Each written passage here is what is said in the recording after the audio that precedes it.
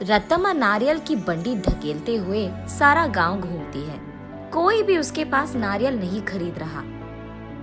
उस गांव के सारी गलियां ऐसे घूमती हैं कि उसके पैर भी थक गए।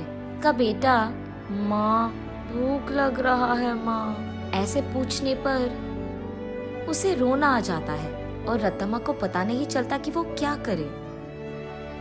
तब वो एक जगह उसकी बंडी रोककर एक नारियल काटकर, आज के लिए खाकर अपना पेट भर लो बेटा, कल अच्छा खाना खिलाऊंगी, ऐसे कहकर अपने बेटे को देखते हुए अपने जीवन को कोसती है। मगर वो दोष किसको मानेगी, रत्तम्मा को समझ में नहीं आता। एक समय में रत्तम्मा बाकी गांव वालों की तरह ही छोटे मोटे कूली का काम करती थी,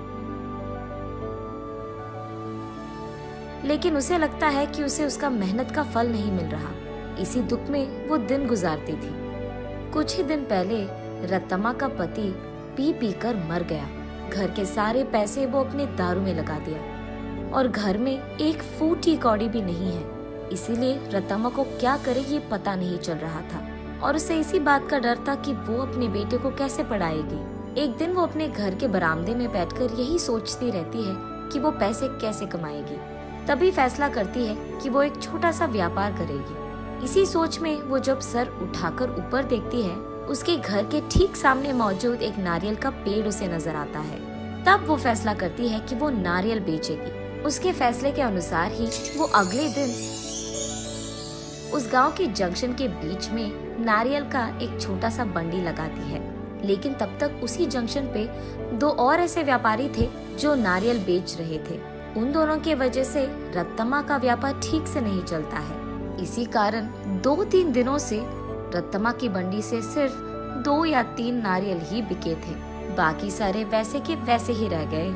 ये देख निराश होकर रत्तम्मा ये फैसला करती है कि अगर वो गांव के सारी गलियां घूमकर बेचने की कोशिश करेगी तो कम से कम कुछ तो बिक जाएंगे।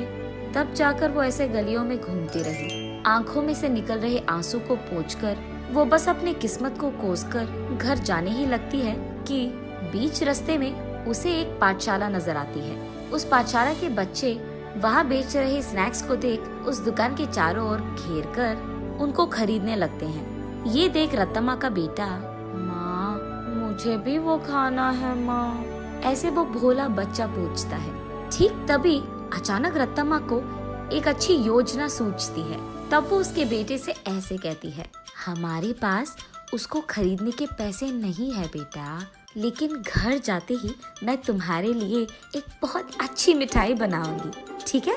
चलो हम अभी घर चले जाएंगे। घर आते ही बचे नारियल में से कुछ ही को काटकर उनसे कुछ मिठाइयाँ बनाती है और उन मिठाइयों को अगले ही दिन उस पाठशाला के पास बेचने लगती है। उस दिन तक किसी ने भी नारियल से बनाए हुए मिठाई को वहाँ पे नहीं बेचा था, इसीलिए पाठशाला में मौजूद सारे बच्चे एक ही बार में वहाँ आकर सारी मिठाइयाँ खरीद लेते हैं। बस रत्तम्मा की खुशी का कोई सीमा नहीं।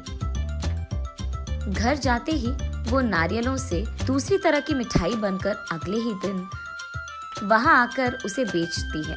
पिछले दिन की तरह ही बच्चे वहाँ आकर सारी मिठाइयों को खरीद लेते हैं, लेकिन कुछ बच्चे ऐसे पूछते हैं, आंटी कल जैसे मिठाई नहीं है क्या? कल लेके आऊंगा बेटा। ये कहकर घर पहुंचते ही अगले दिन के लिए नारियल से ही 2-3 प्रकार की मिठाइयाँ बनाती है। तीसरे दिन भी सारी मिठाइयाँ बिक जाती है।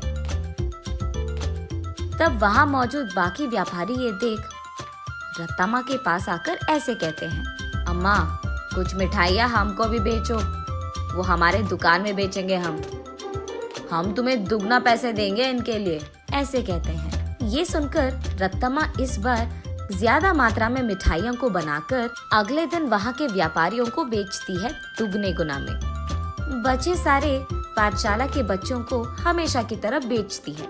ये देख बच्चे सारे वापस रत्तम्मा के पास ही मिठाइयाँ खरीदते हैं। ये देख बाकी व्यापारी रत्तम्मा से ऐसे कहते हैं, तुम अगर ऐसे ही हमारे बगल में दुकान लगाकर वही मिठाइयाँ कम दाम में बेचोगे तो हमारा धंधा कैसे चलेगा मैम? अगर तुम्हें बेचना है तो हमारे ही दाम पे बेचना होगा। तब रत्तम्मा, लेकिन बच्चे इतने दाम पे कैसे खरीदेंगे? उस सब से हमारा कोई लेना देना नहीं। अगर यहाँ धंधा करना है तो हमारी सुनो, वरना यहाँ से निकल जाओ। ऐसे कहते हैं। ये सुनकर रत्तम्मा उसके घर पहुंचकर बहुत सोचने लग जाती है। अगले दिन वो उस पाठशाला के पास एक बड़ा सा मिठाई का दुकान ही खोल देती है। उसमें सिर्फ नारियल से बनाई हुई मिठाइयाँ ही बेचती है। अब रत्तम्मा को किसी से कोई लड़ाई करने की जरूरत नहीं पड़ेगी। दूसरी तरफ रत्तम्मा की तरह नारियल से मिठाई बनाकर बेचने वाला उस गांव में और कोई नहीं था। अब इस कारण रत्तम्मा के मिठाई का दुकान सिर्फ बच्चे ही नहीं बल्कि सारा गांव जाता था। कुछ ही दिनों में रत्तम्मा अमीर बन जाती है और उसी पाठशाला में वो अपने बेटे को पढ़ाती भी है। ऐसे प्यार से वो उस नारियल के पेड़ को हर रोज पूछकर पानी डालती थी।